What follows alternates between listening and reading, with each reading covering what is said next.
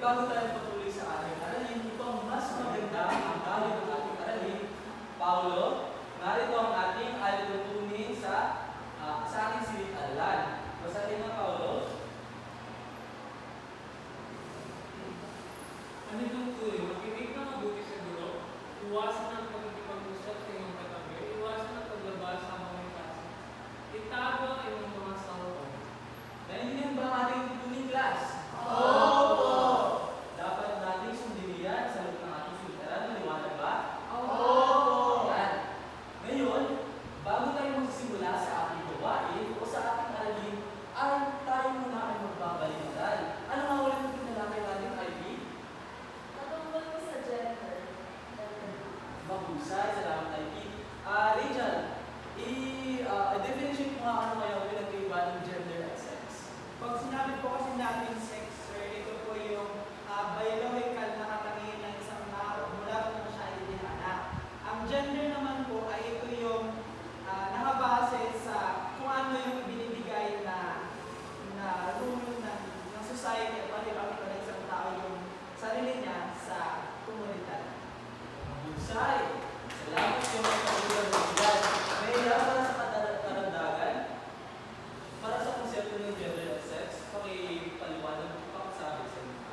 Ang pinagkaiba po ng sex at gender is, for example po, me. Sasabi po ng sex po as a girl, as a babae. Then si Rachel is as a boy o lalaki. Yun po sex. Sa gender naman po is, as a girl, yung po as a girl is maglaba, magluto. Sa kanya naman po is pang masculine na ang mga gawain na po. Mahusay, salamat Mayor. Yan, alam ko na naninindihan ninyo kung ano nga bang ating tinalakay ng unang anak na lalito. Maliwanag ba? Opo! Tama ba na wala nang mga tanong patungkol sa konsepto ng gender, sex at lulus? Wala na po! Kung gayon, ay handa ng lahat para sa ating unang gawain. Tama ba, class? Opo! Yan, ating gawain ay tatawagin natin, basahin ng sabay-sabay. Sabay-sabay para sa gawain 1. Gawain 1. Mamili tayo. Panluto. Wala ko sinasabi, pagmata lang. Pamagat. Para sa panluto, Brad, ito basahin. Natiin ang classes dalawang grupo, Group A at Group B. Sige, diretso lang. Bawat grupo ay bibigyan ng 5 tokens bilang budget. Ang bawat token ay mayroong mga kambas na unit ng pera. Sa una ng klase ay may panguna kayong mag-size vending machine na may iba't ibang produkto gaya ng pagkain, gadget, ticket, damit. And pang-apat, sa pagtas ng buhay ng anumang letra A or B, ay lumabas na siya ang kambas ng pangalan ng bawat grupo. Ay ang siyang unang bibili ng mga produkto sa vending machine. Pang-anim, ang bawat grupo ay kailangang pumili ng 2 produkto na sa palagay nila ay pinakamatalinong piliin batay sa limitadong token at pang-araw-araw na pangangalan o kagustuhan.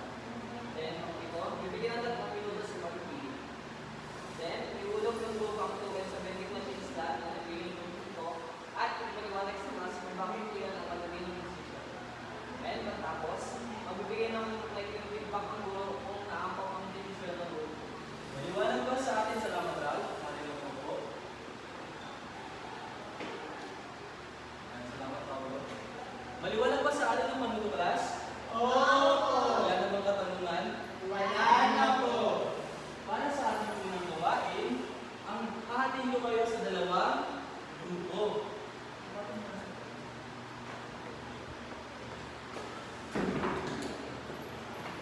Salamat, Peter.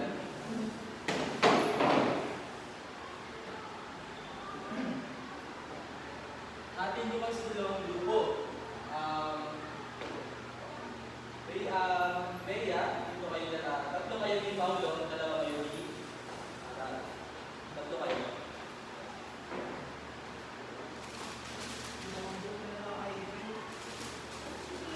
Para sa unang grupo, magsisilbi kayong Group A at magsisilbing si Ronald at si Rachel na Group B.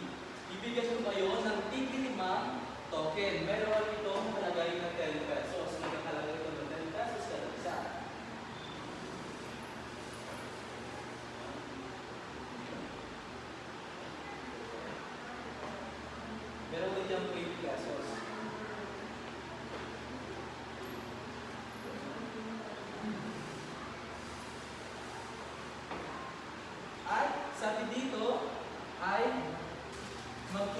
ako ng coin kung sino nga ba ang maunang pipili. Kung group A o sila Mea, o ang group B na si Rejan at si Aral.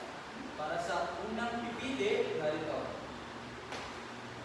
Group B. Wala pa akong sinasabi na tumayo. Ihanda mo yung mga tokens. Pagkatapos yung pumili ay dapat na i-budget nyo ito ng tama, base sa inyong mga perang record o token. Pipili lang kayo at bubunot lang kayo dito at ilalagay nyo dito sa inyong lalagyanan. Para sa group 1,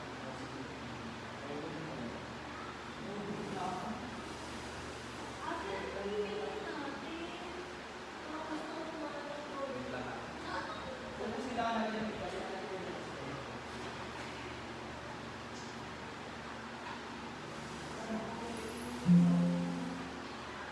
bibigyan ko lamang ng wait lang. Pumunta na sa harap ng group B. Ano ang bibigyan natin sa 60 pesos? hanggang sa nabot ng pilas, may isang pilas na. Magsisimula na ang inyong oras.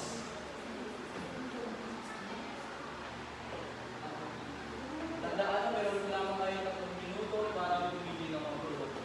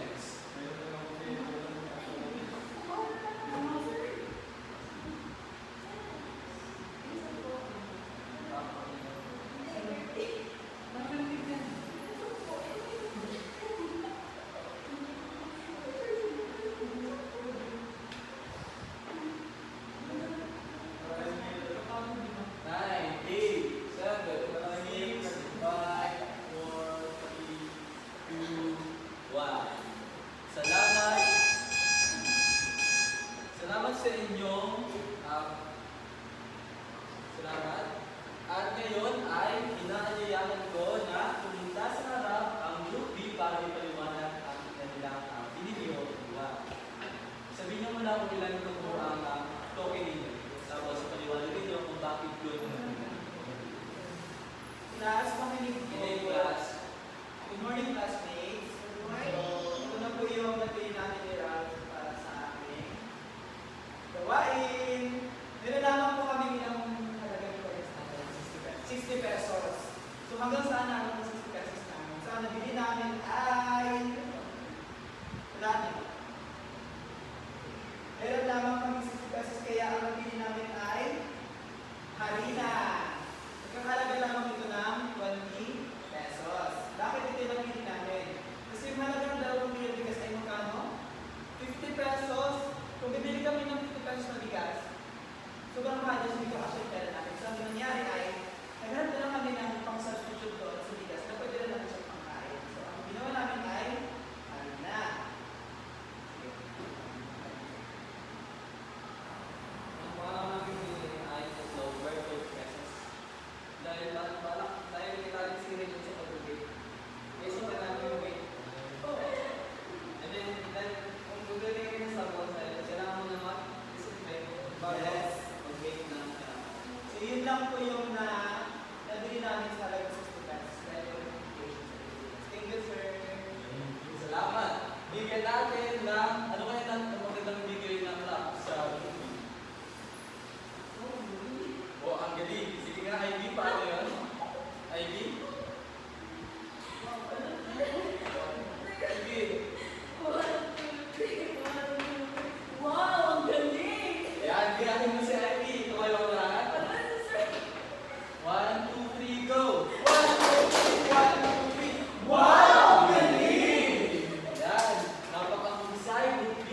Sa inyong pinili ay naging matalino kayo sa inyong pagpili. Ngayon ay atin naman papakinggan kung lumaba ang pinili ng Group A. Pumunta na sa harap.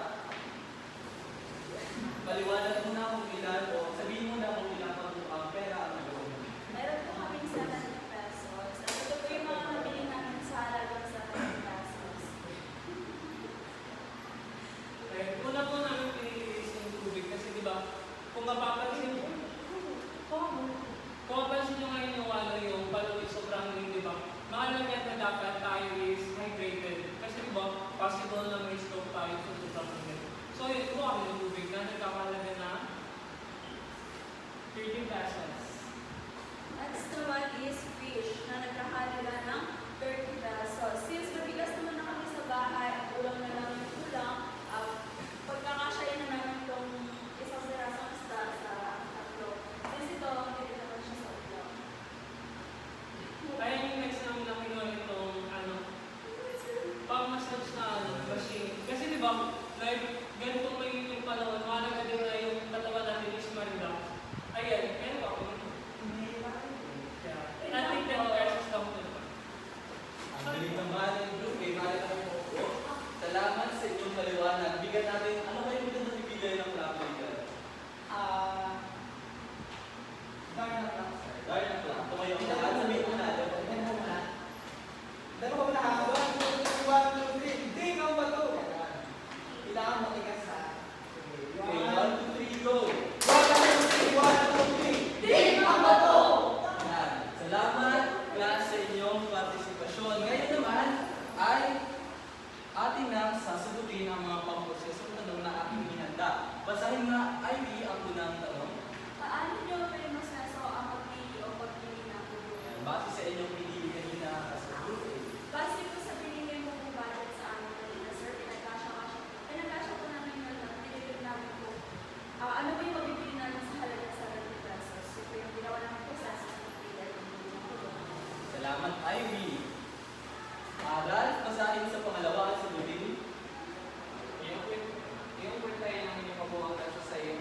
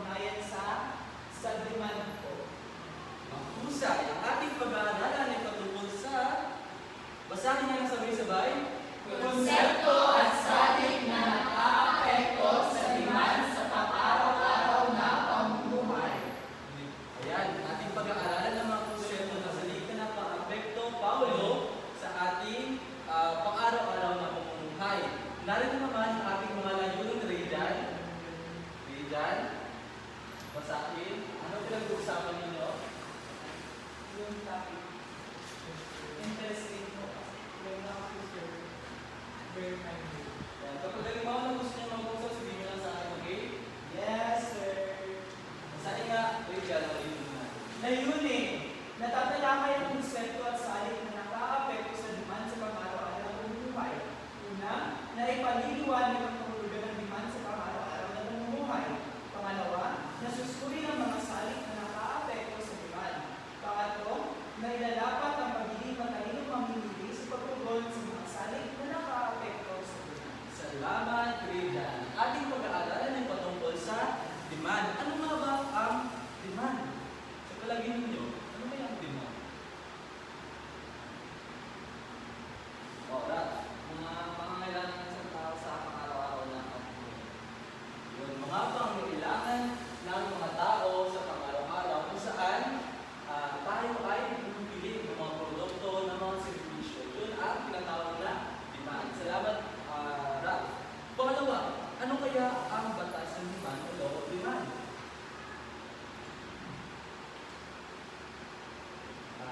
Rejan. Para po sa akin, sir, tatandaan ko lang po, ang batas ng demand po ay kapag mataas ang presyo ay mababa ang demand. Kapag mababa naman ang presyo ay mataas ang demand. Yun ang po, sir. Titingnan natin kung tama ba, tama. Salamat, Rejan. Titingnan natin kung tama ba ang iyong salita. Para sa batas ng demand, sabay-sabay na basahin.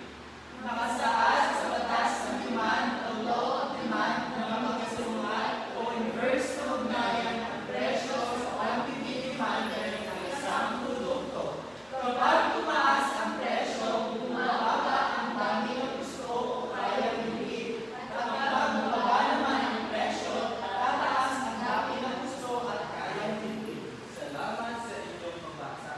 Ibig sabihin, ang kasagutan ni Rejan ay tama. Dahil daw, kapag halimbawa tumaas ang presyo, bababa ang dami na kayang bibigyan ng gusto bili ng mga mamimili. At kapag bumaba naman ang presyo, anong mangyayari? Tataas. Tataas ang dami ng gusto bumili ng mga tao. Ngunit para sa ating kaalaman o para sa ating kaalaman, narito ang ibig sabihin ng demand. Basahin niyo ulit kung sabihin na kay Mea, basahin. Demand. Ang demand ay tutukoy sa dami ng serbisyo at produkto na nais bilhin sa isang takdang lugar at presyo. Ibig sabihin, ang sagutan ni Ralph kanina ay tama. Ibig sabihin daw, ito yung mga kayang bilhin ng mga tao. It's either serbisyo o mga produkto. Para naman sa mga salita na nakaapekto, ano kaya yung sabihin yung mga salita na nakaapekto sa demand? Meron dito isa na tinatawag nating mga salik, panlasa. Para sa panlasa, basahin mo nga, Ivy. Panlasa. Ang pagbabago sa panlasa o taste ng mga mamimili ay may epekto sa demand ng produkto. Halimbawa, ang paglabas ng lalaki ay duha ng nagpababa sa demand para sa mga lokal na palaki tulad ng sabor gulaman, naging soft. Ayan, sino mahilig ko sa milk tea? Ivy, di ba? Mahilig ka rin sa milk tea. Ibig sabihin, yun ang nagiging salik na nakaka-apekto sa demand, which is yung panlasa. Para sa pangalawa, nagiging ba ang panlasa? Yes, sir. Para sa pangalawa, kita kay Mea. Basahin. Ang pagtaas ng kita ay nagdudulot ng pagtaas ng demand para sa karamihan ng mga produkto dahil lumaki ang kakayahan ng tao na makabili. Ang pagbaba naman ng kita ay nangangahulugan din ng pagbaba ng demand. Halimbawa, sa pagtaas ng kita, nagkakaroon ng kakayahan ng mga tao na makabili ng mga mamahaling produkto. Salamat, Mea. Ibig sabihin, kapag halimbawa na ikaw, si Mea, ay mayroong malaking kita, ibig sabihin hindi na siya bibili pa ng mga mura pang produkto. Ibig sabihin, magdedemand na siya ng mas mataas. Diba? Tama ba, Mea? Pag halimbawa naman, karamihan dito kapag halimbawa Mea, kung ikaw mas malaking kita mo, hindi ka naman talaga kasi nag-interest sa mga mura. Ibig sabihin, mas gusto mo yung mga mahal na. Diba? Tignan natin yung mga artista, mas pumili sila, o mas natapilit nila yung mga mamahalin. Kahit naman, hindi naman yun, hindi naman pinakailangan minsan. Naiintindihan ba ang kita, class? Opo! Para sa pangatlo, sa presyo, Paulo, basahin. Lambay, energy. Presyo ng kahaliling, alternatibo o pagday ng produkto. Ang kahaliling produkto ay yung maaari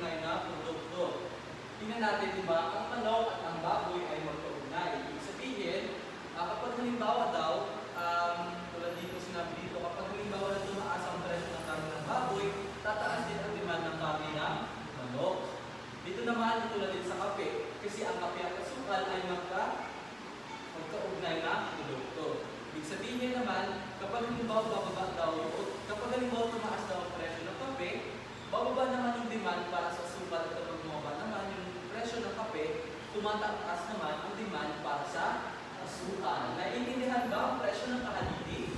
Oo! Wala nang katanungan.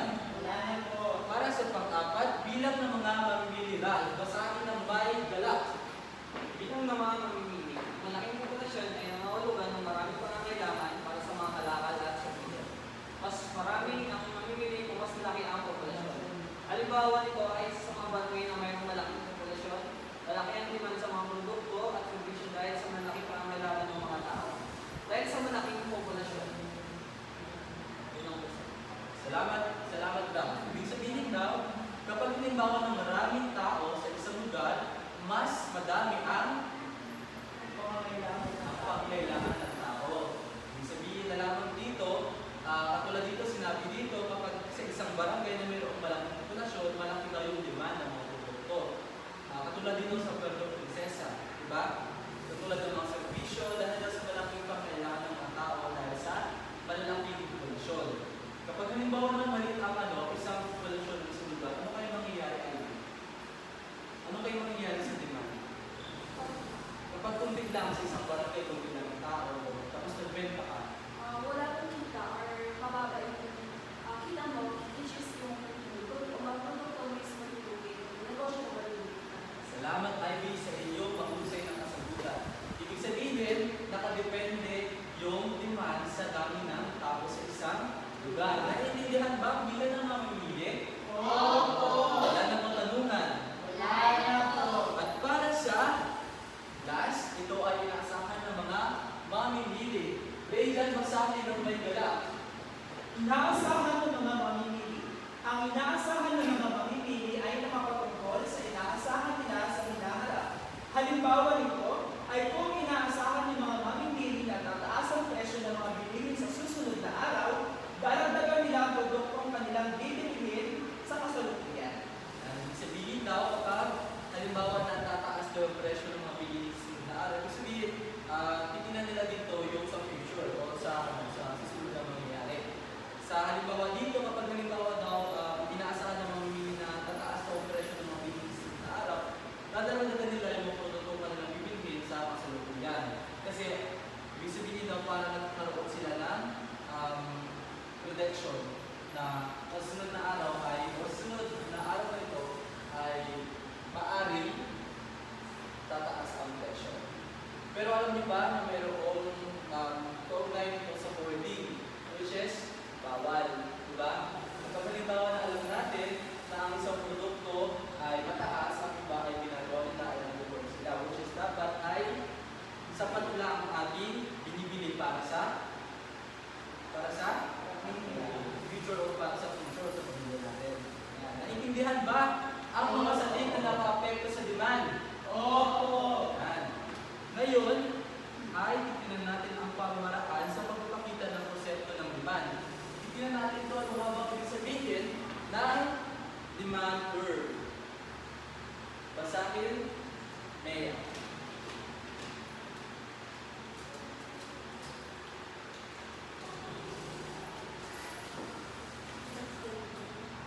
Basahin ng demand curve, Mea. Ay, demand schedule pala. Demand schedule.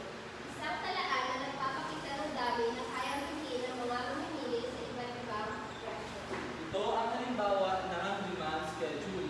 Kung napapansin ninyo, ang presyo bawat piraso ay 100 at ang quantity demanded ay nagiging 10. Katulad din ito sa may batas ng demand pero nakalagay lang ito sa schedule. Nakatalang lang siya. Diba? Kung napapansin ninyo, sa pinakahuli, mayroong 0. Kapag halimbawa naman ang presyo ng bawat piraso ay mababa, ang quantity demanded ay tataas o lalaki. Maliwanag ba sa atin ang demand schedule? Ito naman. Ang demand curve naman ay pareho din sa demand schedule pero nakalapat lang siya or nakagraph lang siya. Basahin na ang ibig sabihin ng demand curve. Demand Sir, curve. ito magbasa, sir. Okay. Demand curve, isang kurba sa graph na nagpapakita ng salumat na ugnayan sa pagitan ng presyo at sa dami ng gusto at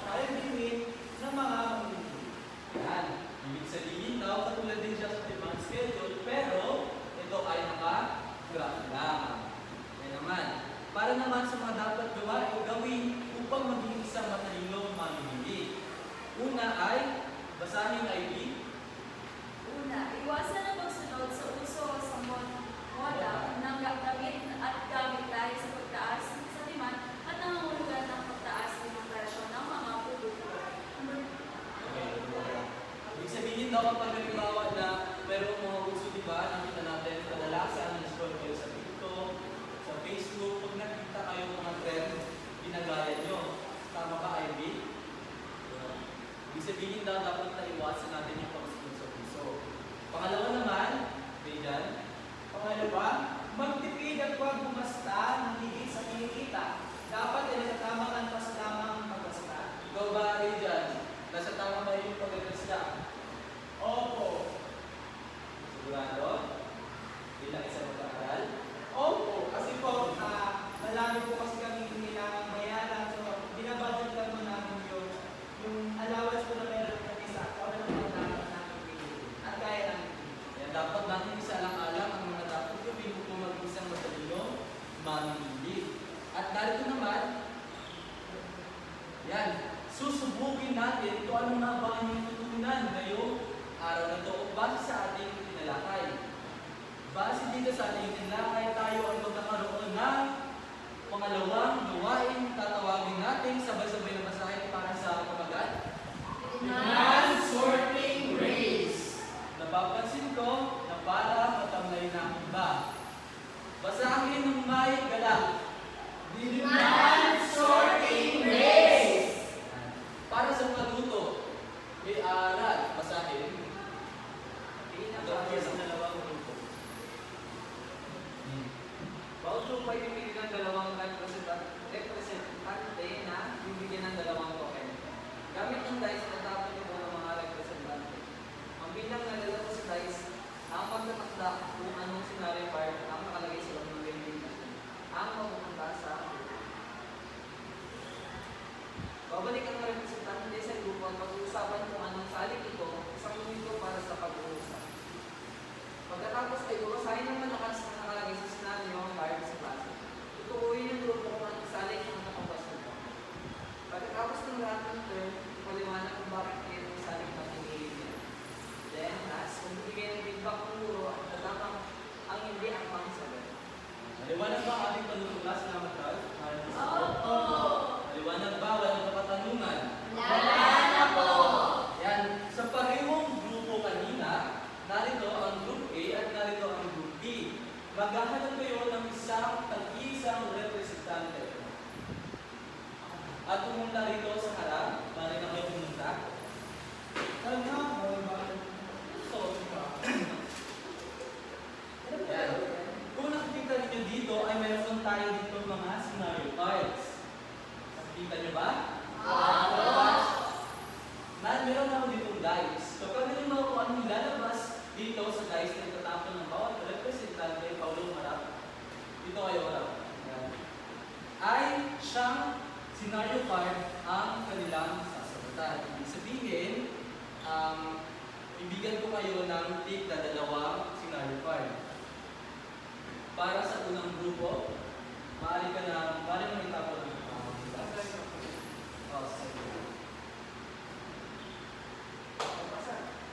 Number 2. Maaari mo nang kunin mo number 2. Para sa pangalawa, huwag mo na basahin natin. Parang pangalawa pa.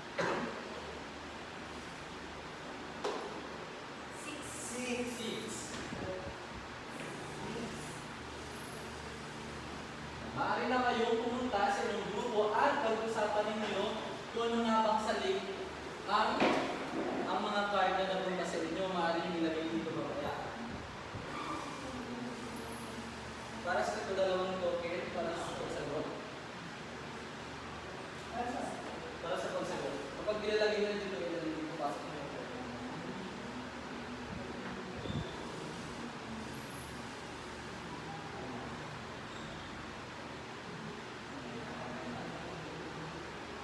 Ganito naman pala class ang ating mga pamantayan para sa pagsalo.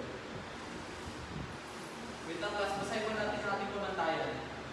Class, basahin mo natin ang ating pamantayan para sa criteria. Dyan, basahin. Criteria. 10 puntos ay teamwork at partisipasyon. 10 puntos, tulubang siya-siya. Aktibong nakikilahok ang miyembro, mahusay ang pagtutulungan at komunikasyon. Sa 3 puntos, karamihan makilahok, konting koordinasyon sa grupo. 2 puntos, may mga kasapi ng pangkat na hindi nakita padala. Paliwanag ng logika. 10 puntos, tulubang siya-siya, malinaw, may kaugnayan ng paliwanag sa matibig senaryo. Kasiya-siya, 3 puntos, paliwanag ay may kaugnayan, ngunit kulang sa lalim o linaw. Hindi kasiya-siya o 2 puntos, hindi malinaw o hindi mapaliwanag sa mga senaryo. Salamat rin dyan. Naintindihan ang ating rubrics ba, class? Oo. Maaari na kayo magsimula. Simulan na. Sa pag-uusap. Tapos na. Ibigyan ko lamang kayo ng 2 minuto sa pag-uusap.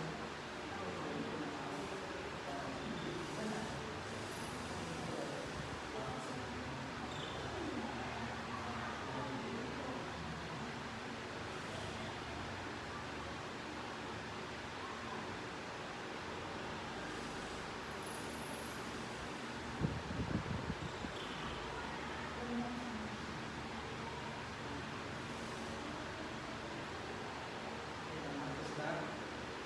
Sabihin na lang kung tapos na.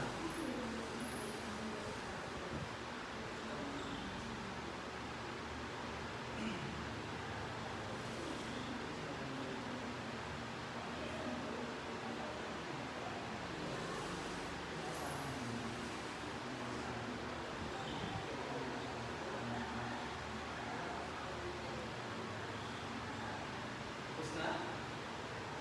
Yes. Yan. Para sa unang grupo, pumunta na sa harap, at ipaliwanag, ilalagay ninyo ang inyong kasagutan dito at ipaliwanag ninyo kung bakit ito. Maaari ka pumunta sa harap.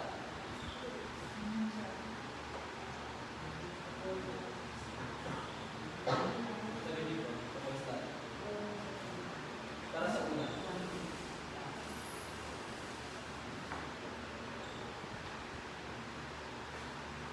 Para sa pangalawa.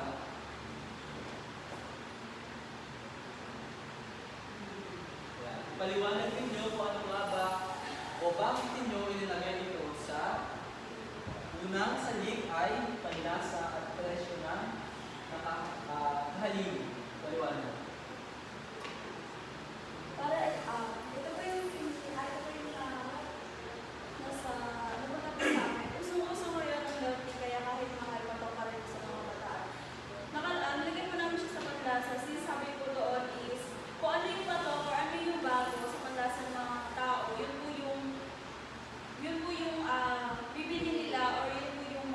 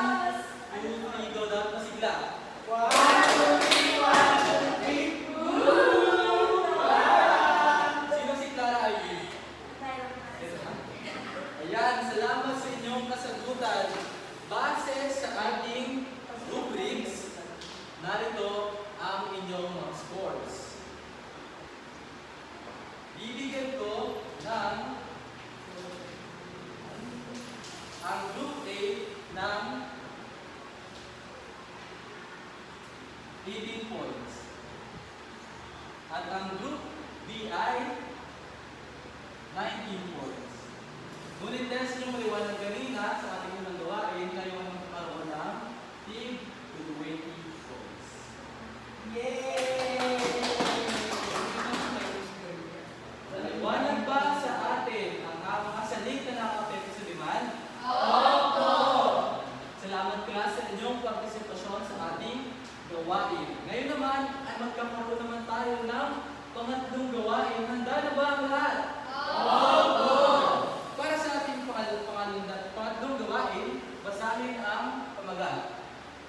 Gawain 3. Demand reading. Demand up o demand down. Yan. Basahin ang panuto Mela. Gamit ang vending machine, itaas ang price. Bayan na demand up kung ito ang senaryo ay nagpapakita ng pagtaas ng demand ng produkto at serbisyo at itaas naman ang demand down kung hindi. Yan. Para sa ating gawain, meron tayo nakikita ditong price dial. Meron ditong demand up o demand down. Bibigay ako ng mga senaryo kung ito ay demand up at demand down naman kung ito ay demand down ang senaryo. Ngunit para mas maganda ay meron kayo ba kayong mga hawak na group A at group B. Para naman sa ating gawain nito ay magiging group ulit. Itataas niyo ang inyong mga paper bag. Kung sila ang unang makataas, sila ang unang sasagot. Balik kapag halimbawa ng tamang sagot ninyo, ang inyong score ay mapupunta sa group A sa inyong grupo rin. Handa na ba ang ating lahat? Opo! Ayan.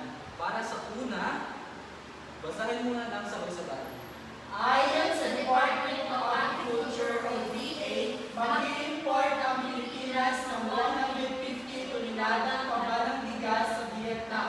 Dahil sa kakulangan ng supply ng pamamilihan dulot ng bagyong Christine. Wala pa akong sinasabi. Ulit na. Para sa kasagutan, bibilang ako ng hanggang 3. At sabihin ko ang goal. 1, 2, 3, go! Ang nauna ba sa akin nakita ang nauna ay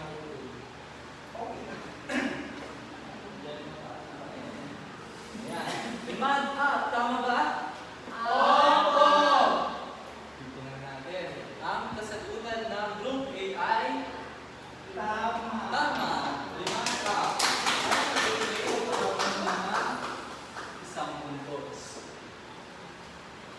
Para naman sa pangalawa, basahin ulit ng sabay-sabay. Dahil sa pagsuputan ng maraming brand ng sabon sa merkado, Ay bumaba ang presyo ng mga ito sa pamilihan. Kasabay nito ang pagkaubos ng supply dahil sa mababang presyo. Demand up o demand down? 1, 2, 3, go! Iba na naman magawa. Okay. 1, 2, 3, go! A ulit. Ay!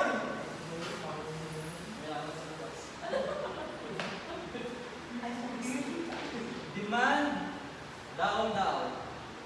Ito ba ay tama o mali? Mali, sir! Bakit? bumaba. Sabi kasi dyan, Sir, demands up, sir, kasi naubos yung supply na sa mababang presyo. Demands down yun. Kasi nga, tumaas ang hindi nga paliwanag din dyan kung bakit. Sir, demands up po ang tamang sagot. Kasi po, Makinig ang mabuti. bahagyang bumaba yung presyo, kaya po dahil dito ay marami pong sabon na naibenta at dahil dito ay naubusan mo ng supply. Ibig sabihin po ay bumaba ang presyo. Tama po, demands up po dapat ang sagot. Dahil sa pusunod ng maraming brand ng sabon ng merkado, ang mahagyang bumabang presyo ng mundo sa pigilan kasabay nito ang pagtulog sa supply dahil sa mababang presyo. Ibig sabihin, nagkaroon ng mababang presyo ang mga sabon. Kapag halimbawa mababang presyo, dadami ang bibili. Ibig sabihin nito ay demand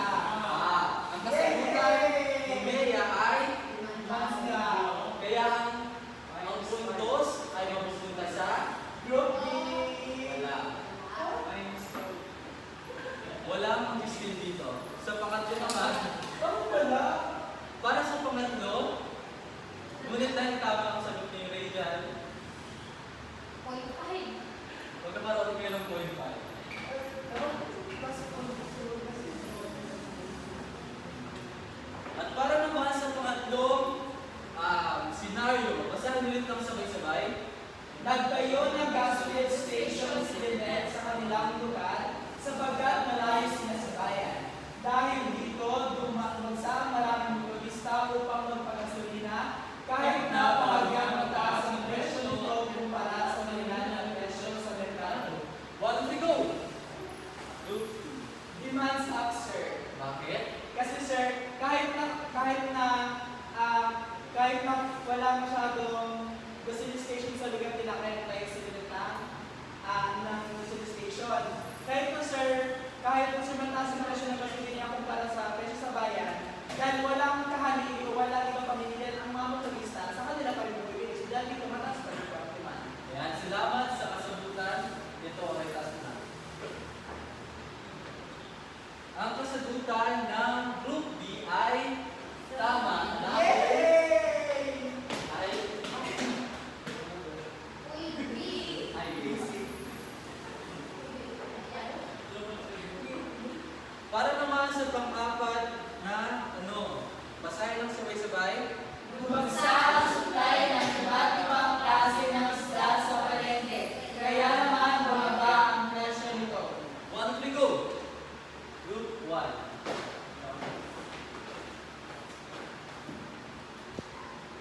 Basahin mo mabuti dahil maaaring maging puntos ito ng kabilang grupo. Yes, sir. Ulitin ko, dumagsak ang supply ng iba't ibang klase ng isda sa palengke kaya bumaba ang presyo ng mga ito. Ayun kasi nga diba parang na oversupply ng isda, meaning bababa yung presyo. At kapag bababa yung presyo ng isda, tataas naman yung demand ng mga tao. Sa palagay ninyo, tama bang kasagutan ng Group A? Yes. Ang kasagutan ng Group A ay Demand. para sa kasagutan, Brad. Ano may sa palagay mo? Demands daw po sa Bakit? kasi sobrang dami na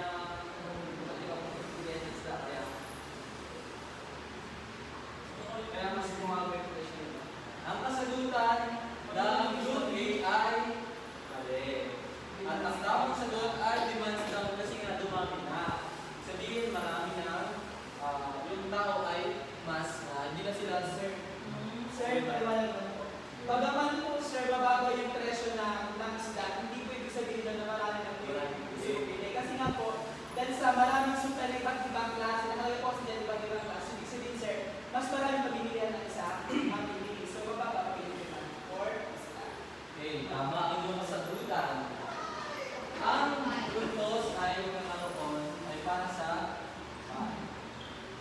at para sa last, basahin lang sabay-sabay. May balita sa JB News na hinahayaan na namang mabulok ang mga kamatis at repulyo sa probinsya ng Bigay. Dahil sa mababang bintaan ng sa pamilihan. Ang kasagutan naman ay demand up daw o demand down. 1, 2, 3. Wala pa. 1, 2, 3, go! Yan, baba. 1, 2, 3, go! 1, ulit, baba. 1, 2, 3. At dahil nagtaas na ang group 2, ang sagutan ay mapupunta sa 1. Demand up o demand down?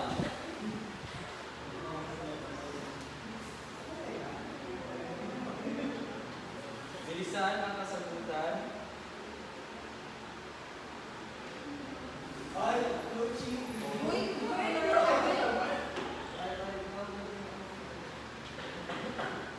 Demand daw na. Demand down. Maadyo mo pa rin ang masagutan. Pagbilan.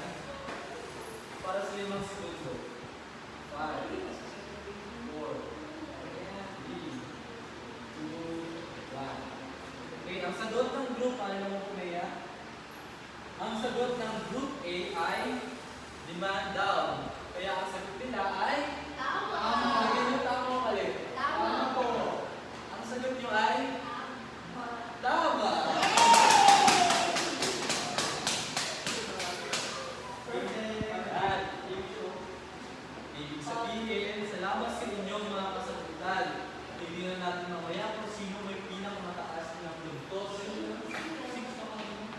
Ayan, makinig na ng mabuti. Bilang isang mag-aaral, paano nyo kaya mapapakita ang pagiging isang mabisa at matalinong mamimili at paano ninyo maisabuhay ang mga talakay natin? Brad, paano kaya bilang isang mag-aaral, paano nyo kaya mapapakita yung pagiging mabisa at matalinong mamimili at paano ninyo maisabuhay ang ating pinalaman? Para sa akin, sir, alam niyo po yung best ng piliin. Tapos unahin niyo pong bilhin yung mga basic needs na kailangan ko para mabuhay sa araw na yun. Salamat para sa iyong sagutan, Paolo. Sa palagay mo, bilang isang mag-aaral, paano mo kayo makakita yung pagiging isang mabisa at matalinong mamimili at paano mo kaya makisa sa buhay ang ating itinalakay ngayong araw? Same with yung sinabi ni Clara, unahin ko yung basic needs. And isa pa po is dapat po yung mga produktong bibili natin ay suriin natin. Kasi may ibang produkto na dapat na mag-expire din. Baka maaari pa maging sanay na kapahamakan natin. And pangalawa naman po, isang paraan din na magpakita natin ng pagiging matalinong mamimili ay ang paggamit ng budget list para po yung pera natin at yung bibili natin ay hindi lalampas or hindi susurat na. Ayan, ako ay nagagalak na meron kayong magagawa bilang isang mag-aaral at inyong isinasabuhay ang ating itinalakay ngayong araw. Sa palagay mo, Ivy, ano kaya yung tutunan ngayong araw nito? Sir, ang matutunan ko sa araw na ito is yung ang mahalagahan ng pagiging matalinong mamimili at pag-desisyon sa pagpili, lalo na sa sinabi nila. Para sa akin po is yung alternative alternatibong gawain. Kung mahal naman yung isang produkto, maghanap or mag-canvas ng ibang produkto na pwede mong magamit sa araw na ito. Salamat, Ivy, sa iyong kasagutan. Nea, Ang karagdagan ko lang po is, katulad sabi ni Ivy, is natutunan ko po dito is mahalaga po na maging matalino sa pagbili, sa pagpili, at sa pagsuri po ng mga produkto na ating bibilhin sa pang-araw-araw natin pangangailangan. So dito rin po is natutunan ko rin po dito na hindi lang basta-basta dapat na bilhin natin yung bagay na dahil gusto natin yun. Kung hindi kailangan natin bigyan mas priority natin maging wise tayo sa mga bagay na dapat na mas kailangan natin. So, dito sa lesson natin is kailangan maging wise tayo sa student. Hindi lang sa student, hindi sa mamamayan. So, sa pamamagitan nito is mas matitimbang natin yung presyo at yung halaga ng isang bagay o produkto na yun. So, kung magiging bagay na yun, mapapakinabangan na natin. salamat sa iyong kasagutan, Nea. Ngayon, titinangin natin kung mayroon nga bang natutunan ng grade 9 mag-isa-isay. Meron nga ba? Titingnan natin kung talagang may natutunan kayo.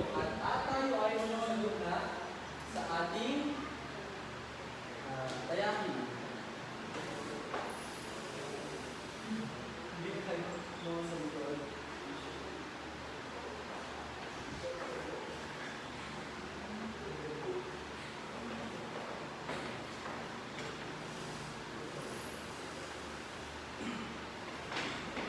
Maaari nang magsimula ang lahat.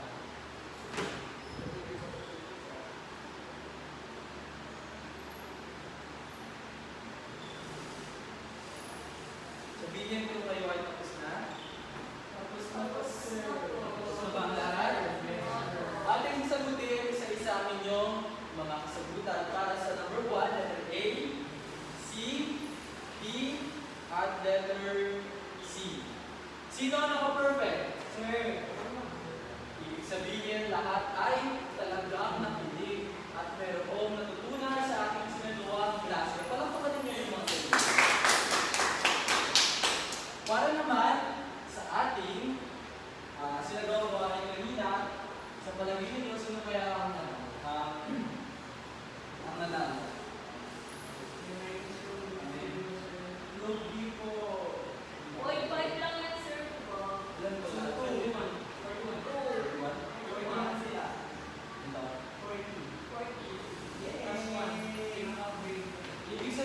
ang nanalo ay ang Group B. Group B. Quality over quantity. Wow, certificate. Wait ah. Sir, kami wala. Second place. Mag-antay. Ay, Sa recess na po, Wala pa. Wala pa akong sinasabi.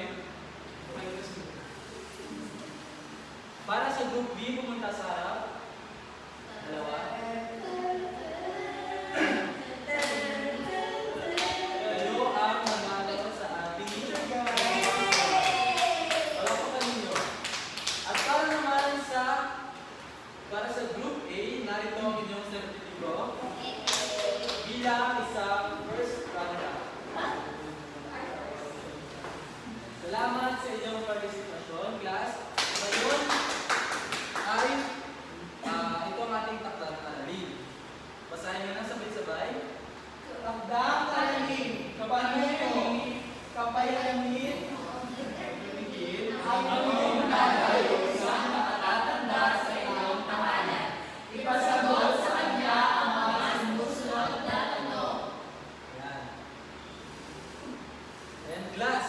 Maliwanag ba sa atin ang ating itinalakay? O maliwanag ba sa atin ang ating aralin? Opo! Wala nang katanungan? Wala na po! Para sa ating rubrics ay sasend ko sa inyo ang mga rubrics mamaya. Ngayon ay pinagagalak ko na kayo ay nakinig at nag-participate. Kayo ba na nagagalak din? Opo! May natutunan ba? Opo! Kung ang lahat ay nakinig at wala nang tanong, wala namang tanong, Wala na po! ay maaari na tumayo ang lahat. Tapitin ninyo ang inyong mga katabi. Gising na ba? Ayan. Maraming salamat, grade 9 magsaysay. Maraming